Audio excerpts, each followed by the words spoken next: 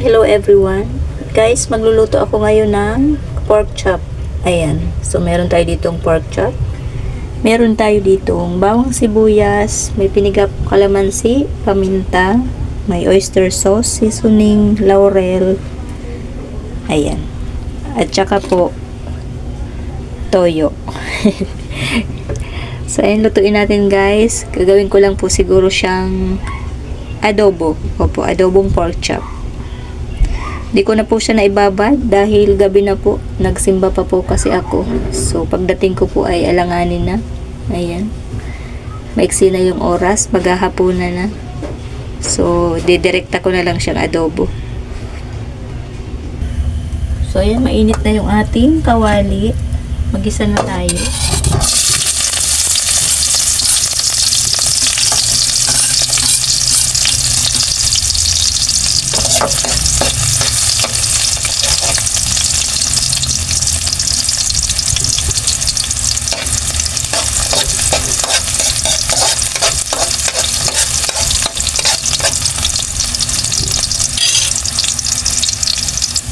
So, yun, okay na yung ating ricado. Lagyan na natin ito.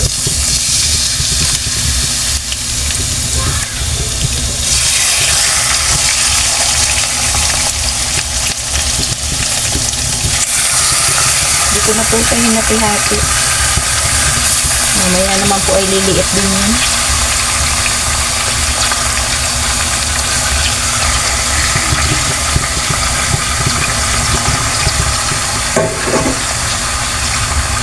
Ayan. Timplahan natin ng oyster sauce. Pinahangin yung aking apoy. Ang init po kasi. Naka-electric pan ako sa kalan. Lagyan natin ng dahon po ng laurel. Ayan. Paminta.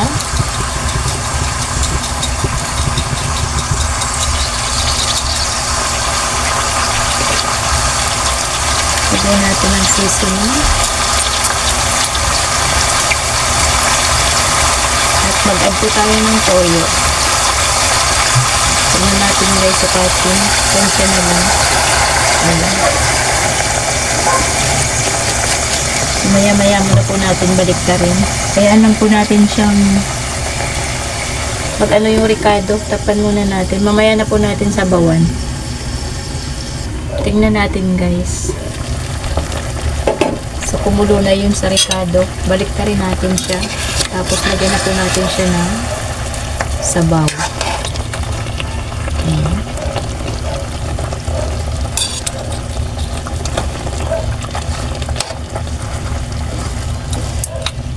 So, mamaya na po natin lagyan ng kalamansi.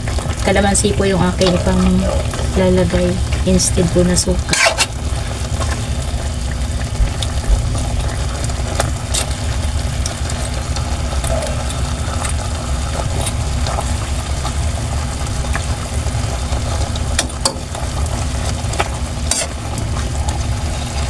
So, ayan. Sabawan na natin siya.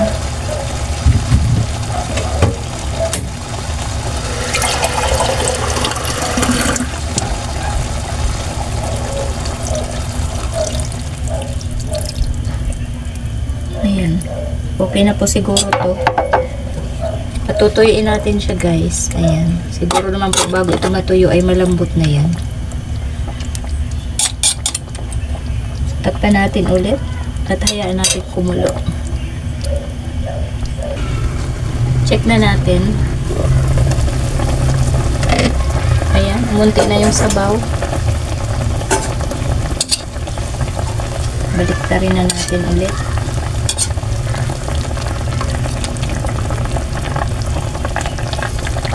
So, mamaya na po ang ating final na pagtitimpla. Pag malapit na po natin siyang hanguin. So, sa ngayon po ilalagay na natin yung kalamansi para manok na rin po siya.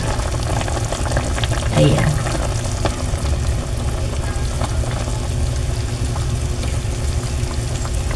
So, hayaan natin po ulit at atin po siyang tatakpan at atin po patutuyin ng konti. check na natin ulit guys.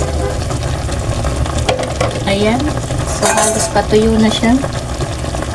Tinimpla na natin ito. Okay na.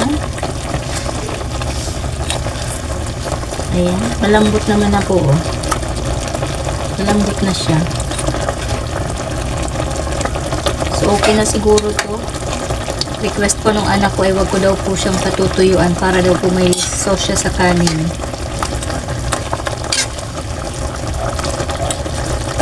So, ayun. Okay na siya. So, guys, maraming salamat ulit sa inyong walang sawang panunod sa ating mga uploads. Thank you so much po. So, hanggang dito na lang ulit. Maraming salamat. Bye-bye.